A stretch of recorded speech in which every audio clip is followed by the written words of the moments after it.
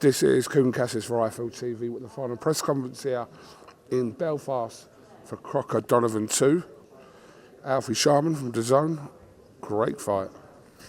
Yeah, hi Coogan. I'm really excited for this one. I actually watched the first one back a couple of times this week just to bring it front of mind. We've obviously had quite a few shows since the first back in March. What a fight it was.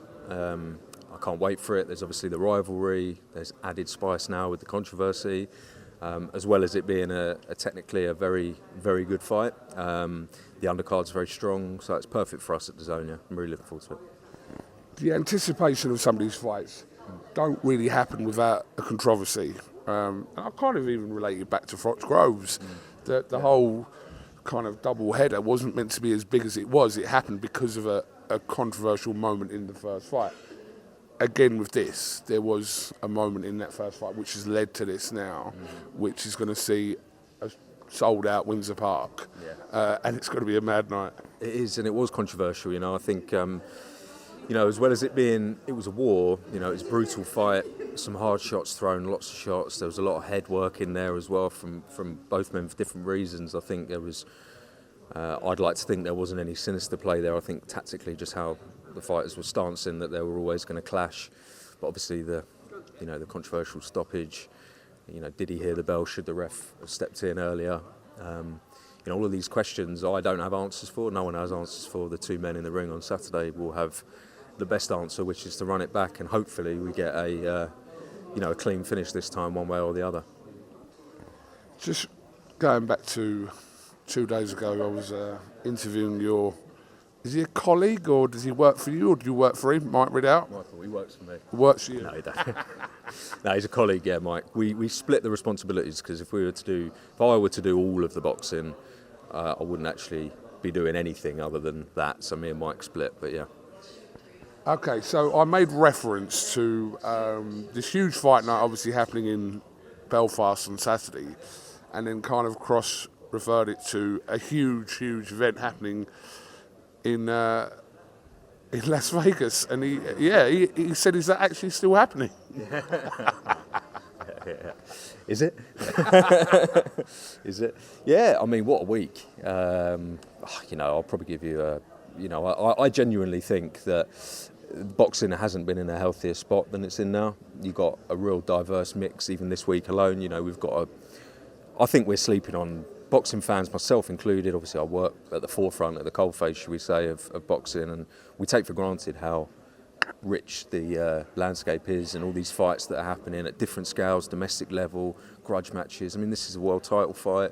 Obviously Canelo Crawford is huge, and a fight that people have been wanting to make. We wish everyone the best of luck. We've got a DAZN team on the ground over there. Jokes aside, it's a big event. We consider ourselves the global home of boxing, so it would be remiss of us to not be there and cover it.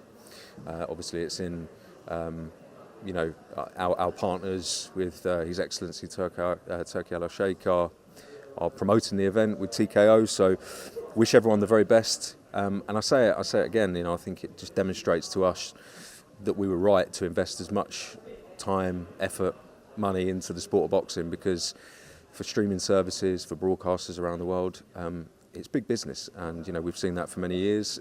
Events like this weekend on our platform and on platforms like Netflix demonstrate that hopefully it's here to stay for much longer, and we're right at the forefront, so I think it's great, and I will be watching on Saturday both fights, of course. How satisfying is it for you that years from when whoever people were just referring to DAZN as the app and all this kind of thing, couldn't pronounce the name, etc., to the position you've put yourself in now, where you are quite clearly the home of boxing? And I think that's not just me being kind of biased on any level, that's just, I'm saying how it is. You are the home of boxing. Yeah. Well, we have to work hard at it, and we, we haven't always been in this position. We've obviously had long-standing relationships with Golden Boy, with Matchroom, but our promoter, our business, our boxing business, and our commitment from a product point of view has always been our focus, our priority. The viewing experience, essentially we're a live sport destination. and my focus is boxing. I think it's undeniable our position now, as you kindly called out. You know, we call ourselves the global home of boxing for good reason. We have more boxing than anyone else. We work with more promoters. We brought promoters together who have literally not even been in the same room as each other, to now being in a really, really positive working relationship. I'm very proud, and it sounds a bit cliche, but we're always thinking about what the next thing is, and there's so much more for us to, you know, we've got big plans for Q4 with regards to outside of just schedule, but our product and our proposition.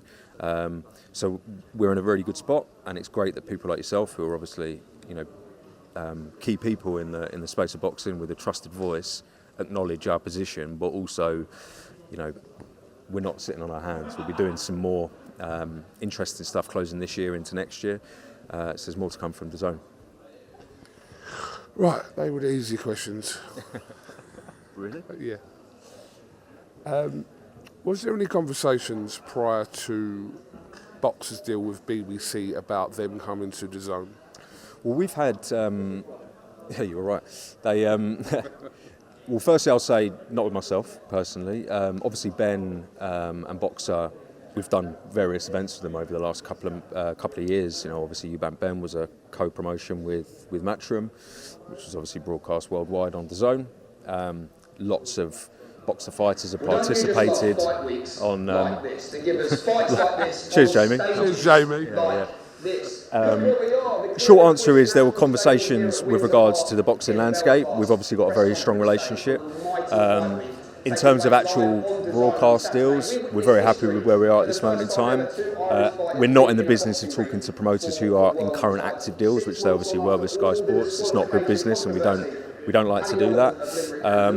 I wish them the very best. I think it's an interesting move, and they've got some good fighters on their roster. So let's see. But from our perspective, we're very happy with where we are, and we're very respectful of other people's businesses. So we'll leave it at that. Do you ever see a situation in the future?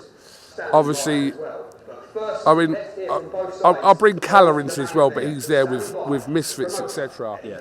But we kind of see Calla, Hearn, Warren, and then maybe Shalom under a DAZN banner. Do you ever see that in the future, or is that a possibility? Well, do I see it? I mean, if you break it down, the basics of what you said there is, do you see a multitude of promoters all under one broadcaster? One of the main ones in the UK. The answer is, if it makes commercial sense for us and it doesn't conflict with any other commercial objectives that we have for our boxing business, then yes, we've demonstrated that, you know, we're not shy to bring people together, we're not shy to collaborate.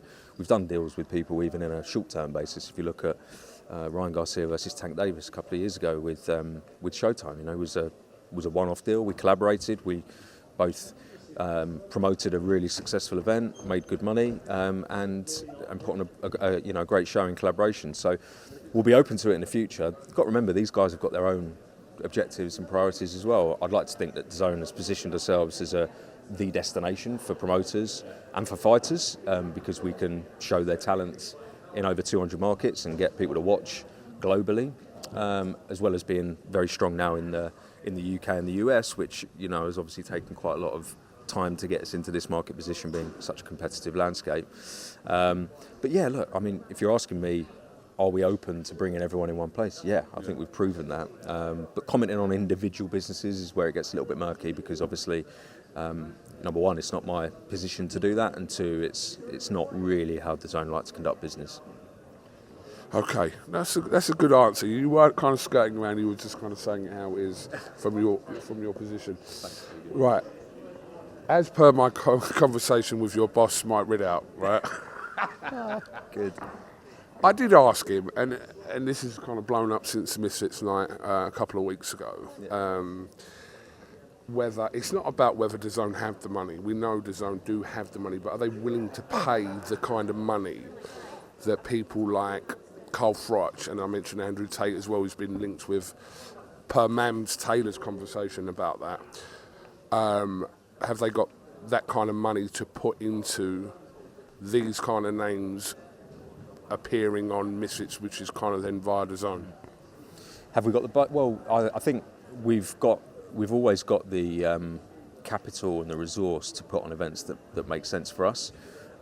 We rely a lot and put a lot of trust and allow a lot of autonomy for our promotional partners to come to us with a proposal on fights, whoever that may well be. It needs to make brand sense for DAZN. Like, they need to be aligned with our boxing property globally, and essentially we need to believe that they're going to promote the fight in the right way and deliver numbers for us.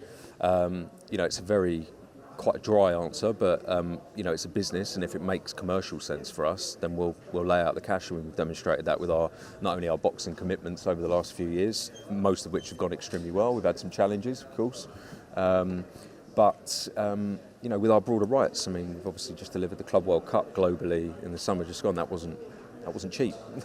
So we are willing to commit if it makes sense for us. We let our promoters do the work with the fighters and then put proposals to us, and then if they align with our objectives, we'll approve or we won't. And that's kind of where we are. It's the best thing about you. You can switch to being a politician at 1 second. Politician? Yeah, you switched. Sam Jones. Sam, there he is. Hello, mate. What a liberty. He wasn't in that list of top 50 influential people. What a liberty. It is a liberty. He's not a politician, though, is he? He'll give you a straight answer. Boxing royalty here. Got Jamie Moore there. Cool. Pat Brown. Cool. All right, so let me ask you a different question. What's the possibility of Carl Froch and Darren Till happening? Well, I think people will watch it, do you? That's not what I asked you. No, I'm saying, do you think people will watch it? I said watch it. Well, there we go. I mean, therefore, it's got our attention. We're running a business, and it depends what MAMS can do in terms of negotiations. From our perspective, I grew up watching Carl. I've got a ton of respect for Darren in various ways in terms of how he operates, primarily in the fighting capacity, and how he promotes. I think there's things that I wouldn't do, but that's why I'm not a fighter. But he's a character that people are interested in, which we're working in an attention and an interest sport. So I think, should it make sense and should we get into a realistic position, ultimately if both men want the fight, I haven't seen any recent interviews, I know they're very active and putting things out, I might be way off the pace. If they actually still want the fight and it makes sense for us commercially, then who wouldn't want to see it? So let's see. Happy with that? Kind of. Has there been discussions about it internally in DAZN about this? Well, look, I mean, Carl was obviously at the event, right? I mean, Carl was there to do various bits and pieces. It will be remiss of us to not observe the fact that there's potential there. Any formal conversations have not taken place yet. We're waiting for formal proposals. That is how we work as a business, formality. I mean, this kind of speculation is fun, but we're running a business, right? And if they're going to want money that is not practical for us, then it won't happen, frankly. So let's see. Right, much appreciate your time. Cheers, yeah, I appreciate your time, mate. You're busier than I am. Appreciate it. All right, we got here early. We're all good. So I appreciate your time, Alfie, and we look forward to a great weekend here in Belfast. Let's hope the weather holds out. Yeah, do you reckon? I hope so. I hope so. Spent a lot of money on this hair. Thank you very much.